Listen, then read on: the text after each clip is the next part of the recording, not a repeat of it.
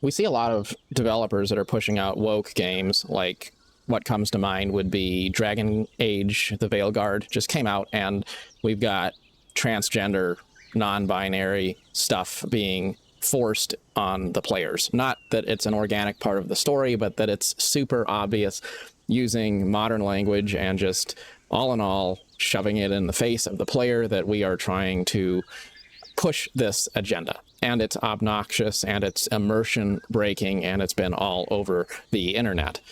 A bit lesser known is the Elder Scrolls Online, which recently released a non-binary companion character in that game, and that's caused a certain degree of backlash. So recently the developer said, in response to this, we feel that the character is very consistent with the world of Tamriel and with the Elder Scrolls Online, and this absolutely had nothing to do with any kind of a political agenda. We were just naturally telling the story that was meant to be told. And that really is a slap in the face to players, because the truth of the matter is it's very obvious. Call a spade a spade. It's a DEI insert that is overt and obvious when you say, hey, look, everyone, we are releasing a non-binary character companion in our next update. That's not organic storytelling. That's just shoving an agenda on players, shoehorning something in which is immersion breaking, and it's not cool. Nobody likes it, except for a few people. And there are some who do, but that's not the majority. And the truth of the matter is it's a niche.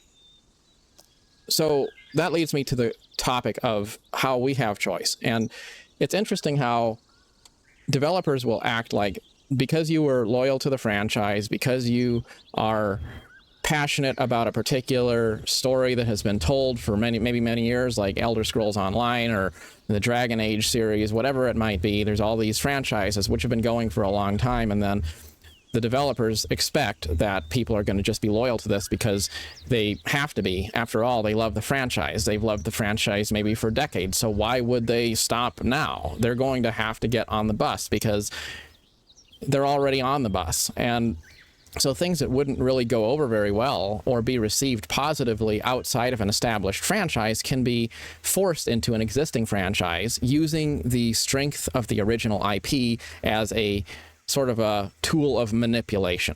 It's like a real relationship where somebody comes along and says, you have to go along with what I'm telling you to do. You have to be on board because you can't survive without me. You need me. You've put too many years into this relationship. Whatever it might be, those manipulative hooks that people use to say, you're going to be destroyed if you walk away from this now. So of course you might as well just put up with a little bit of pain, put up with a little bit of inconvenience, and suck it up and deal with it. Because you know what?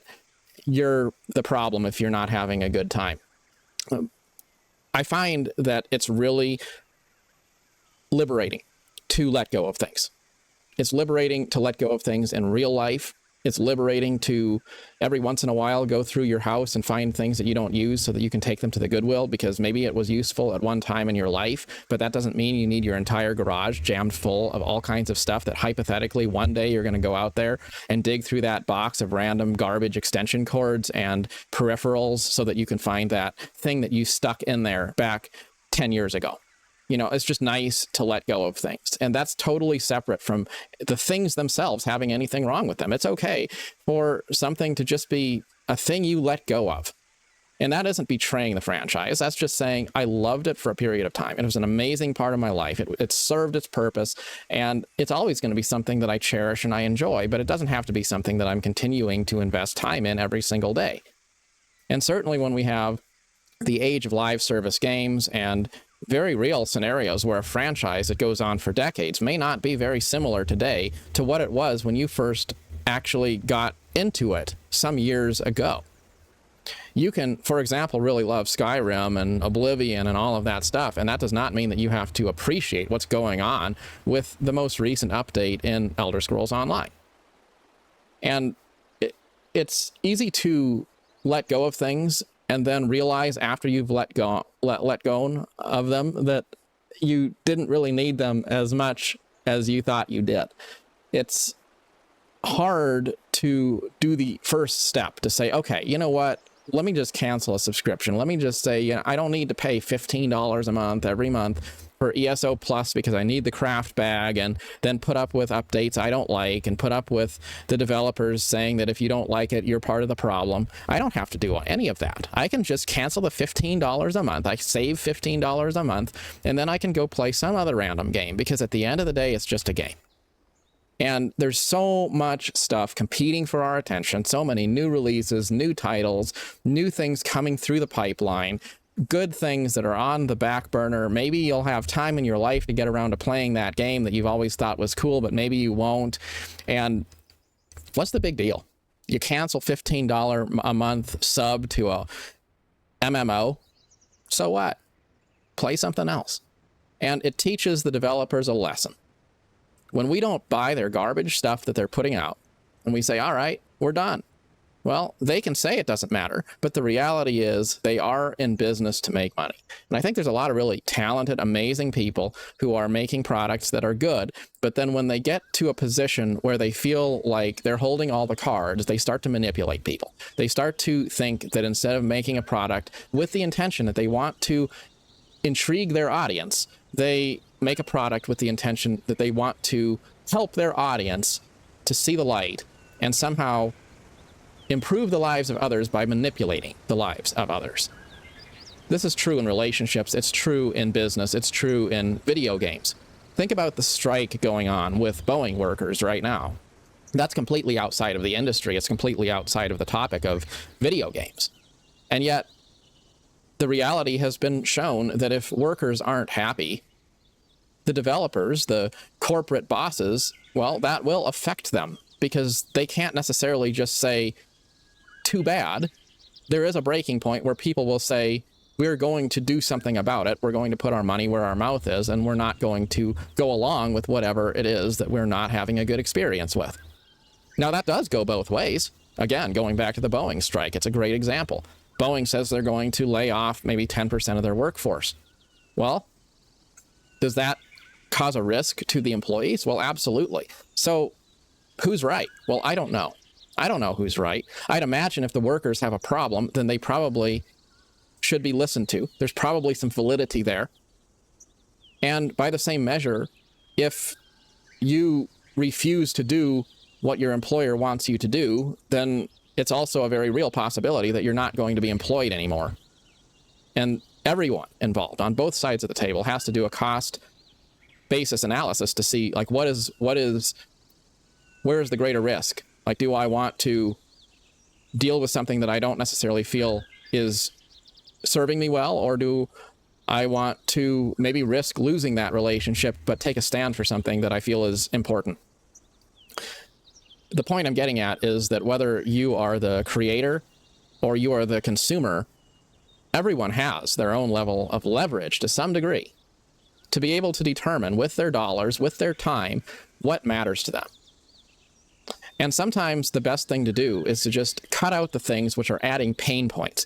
Like, I was playing Cities Skylines 2, and I like Cities Skylines 2, but ever since that game was released, it always just seems like it's something else is coming along. Another little bug that feels like it's game breaking.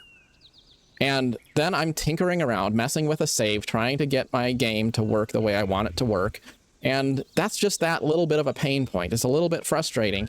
And then I'm thinking, well, why is it that on a Saturday morning I'm sitting here trying to tinker around with this game, and instead of playing the game and just enjoying the experience, I'm trying to figure out how to make it work correctly? Well, you know what I did? I stopped messing around with it, and I switched over to play some Anno 1800, because you know what that game is? It's polished. It works super well. There isn't any problem of the save is broken or there's a new bug I need to figure out, and now I'm on the support forum with Paradox writing an essay about how I found something wrong in the game. Now, I'm not complaining really about Cities Skylines 2. I'm just using it as an example that when you sit down to have a good experience in a game, sometimes that's all you want. You don't want to be faced with a bunch of problems and little things that are starting to get under your skin to where instead of enjoying the experience, you're feeling like you're frustrated. So if that's where you're at, then simplify the number of things that you're involved with. don't feel like you have to be invested in a franchise that is not really serving you. And when you stop focusing on things that aren't fun and instead focus on things that are, that also does send a strong message. When we all do that, it sends a strong message to creators of content and businesses that they have to serve their customers and they have to do things which are going to be profitable in the end if they want to come out ahead. Ultimately, it's a win-win. Your life gets simpler because you're not as busy being tied down with things that are frustrating and distracting, and you're also investing. While you save your money as a consumer, you're investing in better content in the future as developers will see that people put their money where their mouth is.